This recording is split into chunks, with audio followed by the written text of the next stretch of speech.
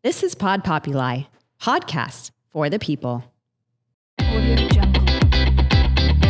This podcast is for informational purposes only and is not intended to replace professional medical advice or be a substitute for therapy.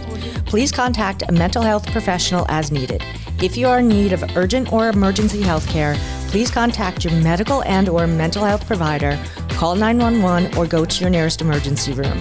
The information presented in this podcast does not reflect the opinions of those with whom Dr. Ellick might be affiliated as an employee, consultant, or colleague, past or present. Hello, and welcome to another episode of From Mayhem to Mindset with Dr. Laura. I am your host, Dr. Laura Ellick, and I am thrilled beyond belief to have this guest on today for a lot of reasons. I mean, first of all, she is a substance abuse, an abuse survivor, also a podcast host herself, a mental health advocate.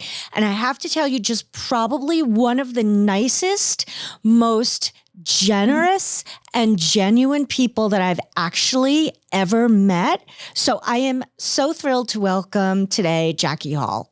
Jackie, oh my gosh. It's so nice to have you here. We've talked about doing this. I know. That was so sweet, though. Thank you. I appreciate it.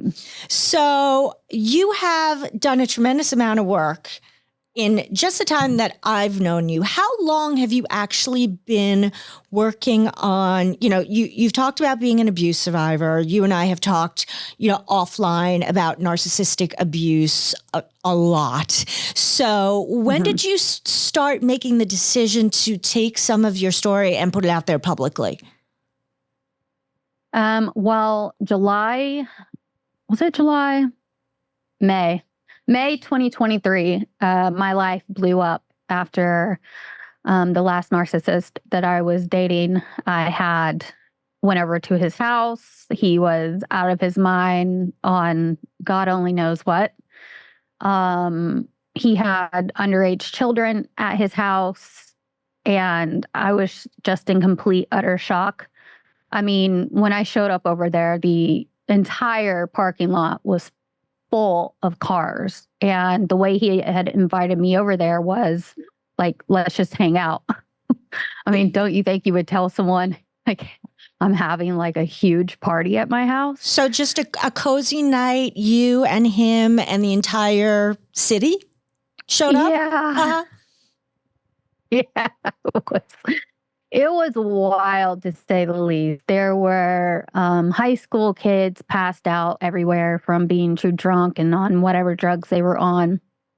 And I hung around a little bit because I wanted to get inside his phone. I wanted to see what was really going on. So it didn't take long, about an hour or so, he ended up passing out, and I figured out the passcode to his phone and got in it. And that's the moment that my life changed forever. That's when I found out that he was dating a girl for a whole year, that him and I had been together. Wow. And not only was it just a girl, it was one of his youth from when he was a youth pastor. So she was 12 when he was 25, and he's 50 now, and she's my age now, but he's groomed her since then. Now, yeah.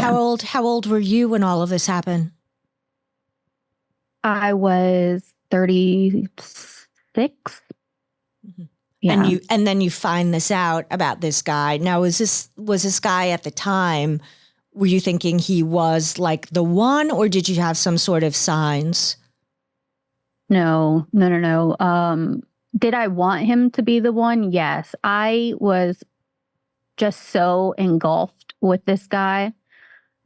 He felt so familiar to me in any way. I was more comfortable with him than I'd ever been with anyone else. And I thought that was a good sign. Turns out being familiar, you can be familiar with things that are really, really bad for you, things that are even disastrous for you. But if you're not educated on that, then you don't know. So I kept trying to fight for that relationship, even though back to back was always cheating on me, just doing horrendous things in our relationship. Yeah. I love how you said, I wanted him to be the one, because I hear that a lot. And I'm sure in the work that you do, you hear that a lot too, where it's, well, he's done this, this, this, and this. Well, how come you haven't broken up with him yet? Because I love him. Right. Mm-hmm. And then when you dig deeper into it, it's not really love, it's that comfort level. But if all you've grown up with or all you've experienced is being groomed or narcissism or toxic relationships, of course it's going to feel comfortable. Yeah. I mean, there was definitely major red flags in the beginning, even with myself. I think after the first time him and I hung out, we hung out like that whole day, and then he stayed the night and we hooked up. And I remember the next morning rolling over, looking at him, and I said, I love you. And it wasn't like I'm in love with you. It was like my soul knew who this person was. And I was so confused by that. But he was my father. Gotcha. So that night after you found out all of that information, you left? No, not at all. We stretched that out for 3 years. Mm-hmm. So what was the final straw for you? The final straw was having all the underage kids at his house, having found that, he was a youth preacher for, 20-something years, and that he had been grooming one of the girls that he used to tell me was his sister. He had actually adopted 2 of her cousins. Oh. And so they were all told to me that they were all family. But turns out, no. So that night at the party, that was it? Yeah, that was it. Mm-hmm. Did he believe you that it was going to be it? Yeah, he did. I mean, did we cut things off right at that moment? No. We had, we went a few weeks without talking to each other. Me and the other girl went crazy after him because he was using her. Like, he never even told her that he loved her or anything like that, even though he was staying the night at her house. When he would tell me that he was at a friend's house, he was actually at her house. But, he was doing sexual things with her, and he had done the whole victim, I need money type thing, and she ended up giving him $15,000. Oh, wow. Mm-hmm. So I spoke with her, and I was like, I can get your money back. Like, we can blackmail him and say that we're going to go to his job if he doesn't give the money back. Because I felt bad for her. Like, she could not get her head wrapped around the fact of what was going on. Like, I literally had to pick his phone up and FaceTime her off his phone with him in bed with me for her to actually get the point of what was happening. So you were like several years ahead of her in terms of figuring it out. Yeah, I mean, this was not my first narcissist I'd been through. So, I mean, I should have been a detective. Mm-hmm. So you said that it changed your life. So this was how long ago? The last time I actually spoke to him was July 2023. So what's been going on for you since then? Because one of the things that you and I have spoken about in the past is, man, we all have a story to tell. And how do we use our internal coping skills, our resilience to build ourselves back up? So has this been a process for you? A large process. I woke up one day, I suffer majorly with MDD, major depressive disorder, generalized anxiety disorder, panic attacks, OCD, ADHD, body dysmorphia. It's like, do you want me to keep going down the list? But when this all blew up and I was actually smacked in the face with this was reality, that the person that I had been dating, I mean, I knew that he had, lied to me about other things, but I just didn't know it was to this extent, because even when I got in his phone, he had pictures of underage girls that were at the party in his phone. So this is a whole Just try- different level. This isn't just a guy who's cheating. This is a guy who is potentially a pedophile or right. So, I mean, that must have taken it head blown. Yeah, I was not well. I started spiraling. I started missing a lot of work. All of my mental disorders were heightened, Of out of course. control. And I woke up one morning and had a conversation with myself. And I said, Jackie, you have two choices. You can either learn how to heal from this and get better and move on, or you can unalive yourself now. And I sat in that for a couple of hours and decided to heal because, and I know this may sound like kind of grotesque, but my thought was if I did try to go the unaliving route and it didn't work because I was going to take my dogs with me, so what if it worked for them and it didn't work for me? You know, and then I would have to wake back up and realize what I had done. I would not be able to live through that. So my dogs are my life. They've been there for me more than anyone else. They've kissed away more tears, given me more hugs. They are literally my little angels. So I decided to heal.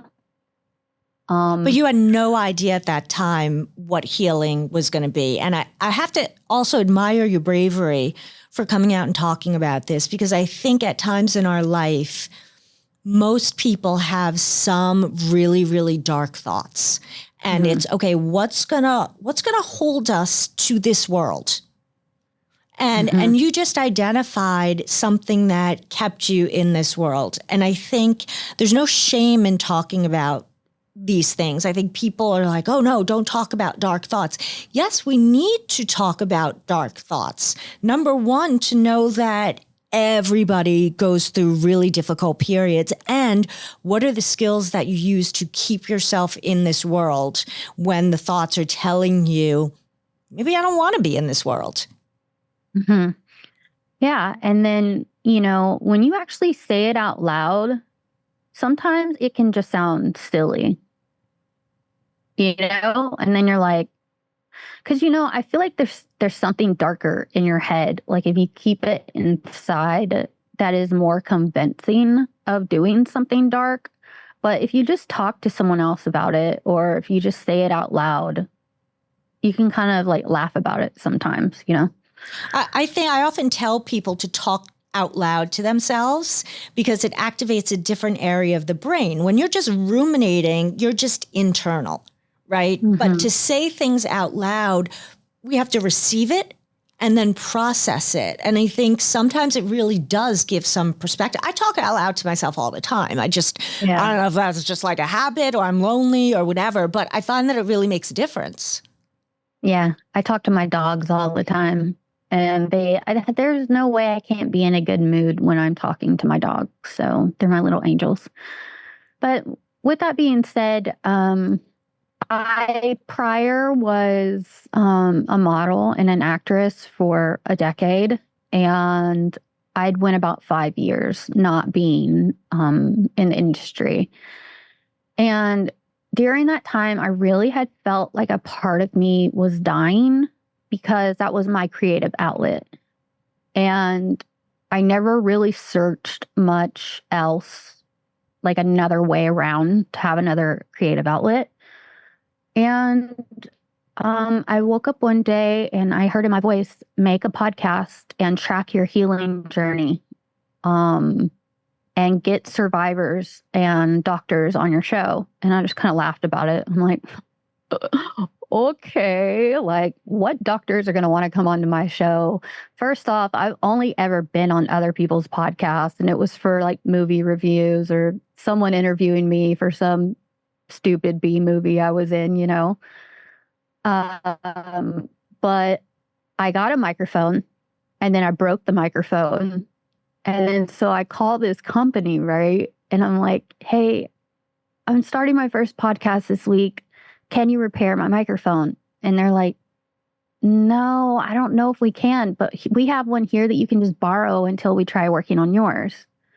So they actually drove it to my apartment complex. And like I said, I've never ran a podcast before. I didn't even have an intro, none of those things. I just started it.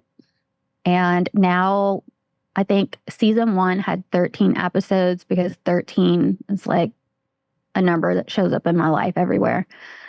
I was like, I'll give, season 1 13 episodes and see how it goes. And then season 2 has 31 episodes, and that's where it really started to skyrocket.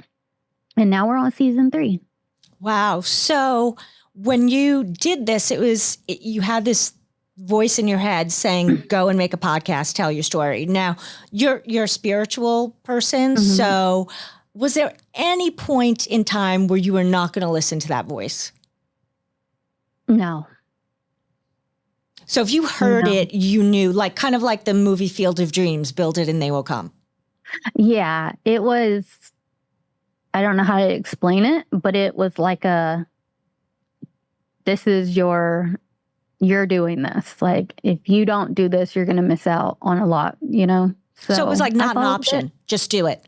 Yeah. Just do it. So tell people about your podcast and how, what you're looking for, how you do it, what stories you've heard, what you hope for. I mean, this is a great opportunity to gather everybody who's hurting. And there are a lot of people hurting. A lot. Yeah. So I've rebranded my podcast probably about 6 months ago. Am I allowed to curse on here? Of course. Okay. It was called the Healing Fucking Sucks podcast. And I recently rebranded it to Healing Sucks. I did wake up one morning and heard a voice that said, baby girl, take the F-bomb out of your podcast. And it did help for the better because there were certain more like high-end doctors and stuff that just didn't really, I guess, take my podcast as serious because I had the F-bomb in it. And so I've seen a big change with that too. Also, people that are, more religious or whatever, it just solved a lot of problems. And I had no problem taking the F-bomb out. But typically, I have survivors all over the world from any type of abuse you can think of. A lot of them, starting from season 1 going up through season 2, is mainly narcissistic abuse, and how they healed through that, because that's personally what I had been going through. I mean, I've been through 4 different narcissists. I grew up with my mother, who was a narcissist, and I'm pretty sure my father was a narcissist too. I just didn't really know my father, and he died when I was 21, so I just haven't really thought about it, but I'm pretty sure he was. I've also heard that like narcissism is just like in our bloodline. And so I was like, this isn't our bloodline, if I don't get my shit together in a row, I could easily be one of these people. And that's not happening today. So do you think the term narcissist is overused, or do you really think like we have a culture that's filled with so many narcissists? Because I hear people tell stories of narcissists in their life, and listen, I can't diagnose someone who's not been in my room, but when I hear it, I'm like, yeah, that sounds like a clinical narcissist. So what's your opinion on that, having spoken to so many people? Well, first off, the term is overused. It's become kind of like a popular term, and people will just use it randomly if someone is being mean to them, or maybe if someone just cheated on them, something like that. They'll be like, oh, he's a narcissist. It's definitely overused in those scenarios for sure. Full-blown narcissists are going to tear your life apart. You're not going to be mentally okay after a real narcissist. They mentally, physically, spiritually break you in ways that you never thought were imaginable. And it is literally digging yourself out of the grave once you leave one. So, Yeah. And one of the things that's so difficult is, depending on the kind of narcissist it is, on the surface, this person may look like a great person, but it's inside your home that's the unsafest place. And so that person can go out there and tell all of these stories, or be fantastic in the community, or be a pastor or a teacher or whatever. And behind the scenes is where the real horror is. So have you run into that, where people might be like, yo, Jackie, I know this guy, like, calm down a little bit? Yeah. Well, first off, that started off in my childhood. I didn't have the term narcissist for that, but my mom was a covert narcissist, and she wreaked havoc on me and my brother at home, but would help anyone else, like go out of her way to go pick someone up if they needed a ride, or buy somebody groceries if they didn't have money for the month, or like still till this day, everyone outside of how I know her, they think she's like the best person ever. And it's by far the truth. So I've lived with that. And the only way that I could skate around that as a child was to have friends over with me, because she's not going to show that side of her if I have friends over with me. But I would try to talk to my friends about what I was going through at home, and most of them would tell me that I was crazy. They'd be like, your mom is so cool. She is so nice. Like, what are you talking about? Yeah. How do you think people deal with my ex-boyfriend? The same thing. How do you think people and you deal with that invalidation? Because that's part of what I think creates some of the depression, the anxiety, the crazy feeling is, I know this is going on, but maybe it's not going on. No, I know it's going on, but maybe it's not going on. Well, for me, I never had the maybe it's not going on. So part. You knew. Yeah, it was real bad. So, a lot of those people I would just cut out of my friendship. I'll be like, you don't want to listen to me? Like, okay, whatever. So I would get more isolated, have less friends. Those people would make me really angry because I was dealing with a lot of abuse at home, a lot. My mother was a monster, an absolute monster. She would take plates of food and take them and just frisbee them at my brother's face and hit him in the face with a ceramic plate full of food, like this was a normal Tuesday or something. This is something I've not talked about on my podcast. And actually, the podcast I did try to talk about it on, the lady did not air my podcast and she tried to cut it out. So I don't know, it might be too much. You're more than welcome to cut it out if you want. But my mom worked at an animal shelter, and she did not like seeing the dogs, that were not being adopted and were going to be on death row, right? My mom has always tried to save animals. At any given time growing up, we had anywhere from 15 to 30 dogs at our house on it all the time. And that's a good deed. It is a good deed. We would foster them out. But I had 2 of the dogs that she had let me have that stayed in my room. They were my companions. And she had this really big dog. And that dog went and used the bathroom. It was like in the living room or my brother's room. I think my brother he had already left for the military, I think. I don't even think he was there anymore. But it was like diarrhea, like huge mounds of it. And she came in my room and she was like, you're going to go pick that up. Mm. And y'all, I was just so over her shit at this point. I was like, I'm not going to pick that up. Absolutely not. I'm going to gag. And I told her, if you don't have time to clean up after all these animals, you need to get rid of some of them. That's what I said.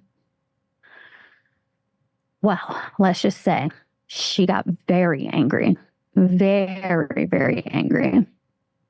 Slammed my door. I don't even think I came out of my room. Like, I would pee in my trash can in my room before I even came out to go to the bathroom. The next morning, she woke me up 8, 9 o'clock in the morning, and she said, "Get up." And I was like, "Where are we going?" She's like, "We're going to go to the vet's office because we're going to put your 2 dogs to sleep since you don't know how to clean up after the dogs." Now, I thought this was just one of my mom's tactics, right? Like, okay, like, as much as she takes care of animals, this is just one of her stupid, unhinged ways of trying to teach me a lesson that's never going to work. And we put my 2 dogs in the car. We drove to the vet. She was actually dating the vet at the time. I took them in. I put them in the 2 cages in the back, and I gave them a hug and a kiss. And I said, "I'll see you in just a minute, okay? Like, this is stupid. It's a prank." And when I got in the car, my mom drove off, and they killed my dogs. Oh my gosh.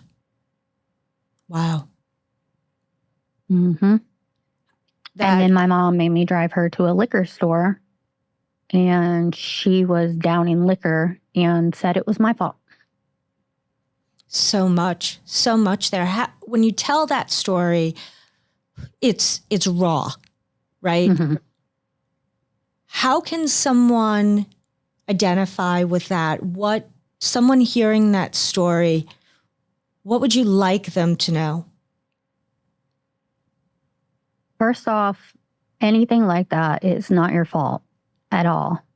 That is like a sadistic move. Like, that is like a Satanist move.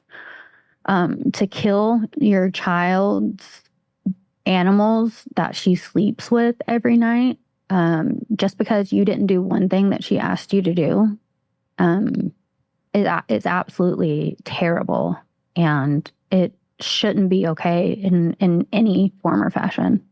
It's not your fault. And I'm so sorry that you had to experience that as a child. I mean, as an adult, it would have been horrific also. And there are so many different layers of wrong in terms of all the adults that should have stepped up to the plate and didn't, which really just goes to show how pervasive toxic behavior is. And how it can really get in those nooks and crannies where you, as the trauma victim, are just powerless. But you doing your podcast, was that a way for you to take back some power? Yeah. Because I really believe, and you and I have had this conversation, that there is power in telling your story. One of the things that's really interesting about the narcissist, as you know, is saying no to the narcissist is probably the worst thing that can happen, which you saw being a child. Obviously, you wouldn't know that. But what we also see is toxic people tend to come back. They don't go away very easily. So I'm just curious, in the dating world with some of the people you had, when you cut them off, was there a period of time where they were silent and then they tried to come back like, "Hey, how are you?" Or did they really go away? All of them except for one. Yep. All of them except for one. Crazy, right? So they're testing the water. Oh, for sure. Yeah. I mean, to a narcissist, you're always going to be a form of supply. That's all they see you as. So how do you manage with your mom now? I mean, to be honest with you, like, she has changed a lot. I mean, she doesn't blow up like she used to anymore. There's no way in hell she would do something like she did with my dogs back in the day today. Even though I have extreme trauma over that, and I will not leave my dogs alone with her. Who could blame you? I'm still completely traumatized over that. I mean, that's something that her and I have never even spoken of. Like, when she finally made change and we sat down, it was too much for me to go down everything that had been done. I just said, all's forgiven, new slate, new start. Now, is she perfect? No, but she's like 80-90% better than what she had ever been before. There's still going to be parts of her that are still kind of the same. There's still some movements or some ways she talks about things that are triggering to me, but all in all, it's a lot better than what it had ever been. Yeah. So you bring up like the greatest question, and the other podcasts that I do, we talk about codependency, people pleasing, all of that feeds into these kinds of toxic relationships. Do you think forgiveness is necessary? I have two sides on this, and I'm just kind of curious. They say that forgiveness is like for you, not It's for for the you. other person. And there are some people who I don't feel I need to forgive. Like the behavior has just been so heinous that I don't think it's going to do anything for me to forgive. What do you think about that? I think that you're only hurting yourself when you don't forgive, because you're still holding in all of that unforgiveness and that that Negative negativity. emotion. Mm-hmm. Yeah, it's forgiveness is literally for you to release that. And I guess some people, their egos may not allow them to do that, because a part of them, like doing that inner forgiveness, still is clicking that it has something to do with them. But forgiveness is never saying that what the other person did is okay at all. But I'm going to tell you one thing. I'm not going to make my MDD worse. I'm not going to make my anxiety worse by holding in shit that is mine, the unforgiveness, by not getting it out. That's a great point. That's a great point. I'm gonna think about that and continue to work on it, because I do believe, and if you were my client, I would say the same exact thing, is you're holding on to negative emotion, which means you still have a connection with this person, and isn't closure just cutting off that connection, right? It's literally like they gave you a bottle of poison and you're the one sitting there drinking it. They're not. They couldn't care less. Exactly. Mm-hmm. Mm-hmm. Such So a great point. it's another way of them keeping you trapped. Like you say, like, oh, those people don't control me anymore. Yes, they fucking do. That's brilliant. That's actually, I'm sitting here thinking, that's brilliant. I got to think about this on my drive home. This is like, all right, I got to reframe everything that I've been thinking about. I think it makes a lot of sense. And so obviously what I think is so fantastic about your podcast is it's all about healing, and healing sucks. So I know I'm going to be driving home thinking about this, and I'm going to be like, this really sucks. This sucks, but I kind of have to do this because Jackie said I have to do this. And so, tell us now, as you're heading towards the future, I know you're still recovering from everything that's gone on, but you have been in school. You have a lot of good stuff. So clue everybody in on where you're headed now, because you got a bright future, girl. I'm working towards my master's right now, becoming a psychotherapist. I don't know if I'll end up continue going and get my doctorate or not. I may. I mean, why not? It's only like, 2 more years after. It's like, why not? But we'll see, because I just took a month break from college because I overdid it. It's a lot. Overachiever over here.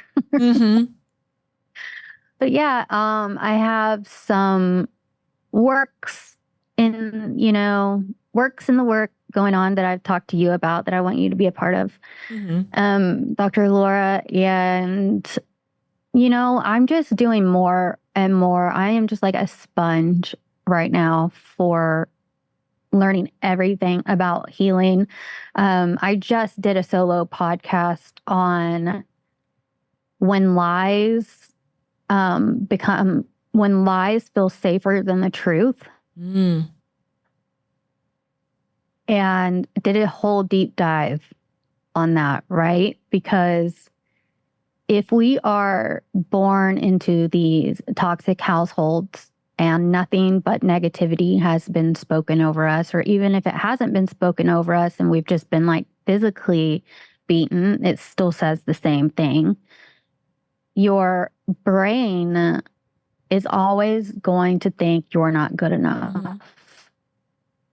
And so when you start to heal and you start to hear things like you're worthy, you're loved, you matter, it's going to not feel right. It's not going to feel safe. And your brain is actually going to see it as danger because it's already familiar. So we're looking at flipping the script. pain. We're flipping the script and we're learning how to reprogram what you've been told for so many years. And that's uncomfortable, like healing a broken bone. Yes, it's very uncomfortable. Mm-hmm. So, Jackie, I'm just blown away by what you said today. I have so many take-home points that I know we're going to have conversations about this because I have to write everything down. I just want to thank you for coming on the podcast, having a conversation that is a tough conversation and being so raw and genuine, which is one of the reasons why I just absolutely adore you. Tell people where they can reach you, where they can find your podcast. Are you going to do any coaching right now? Like, what is there any way that people who want to tell their story can reach out to you and tell you? Yeah. Well, first off, if you have a story that you want on the podcast, you can either contact me on Instagram. It's just Jackie Hall, JACKEYHALL. There's no spaces. And you'll see it's a public page. So you'll see, it'll say, host of the Healing Sex Podcast, and just send me a DM. Or you can email me at thehealingsuckspodcast@gmail.com.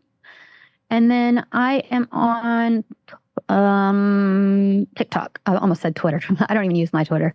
I'm on TikTok at the Healing Sex Podcast. There's two of them. One says the Healing Sex Podcast 7. That's my backup account. I don't even use it, but it's because TikTok tried to ban me one time and then decided that they weren't going to anymore. Mm-hmm. I'm telling you, there's going to be a book coming. I can just feel it. Yes, there's so much to my story. I've been writing and writing and writing in my journals. I do want to write a book, but if for some reason this world ends before the book comes out, I still try to share, bits here and there. And then there's a project I want to work on you with. Yeah, too, that's right. We're get on that. So, and we're going to talk about that at some point. But I hope when that book is finished, you come back on here and show it to everybody because you are a testament to survival.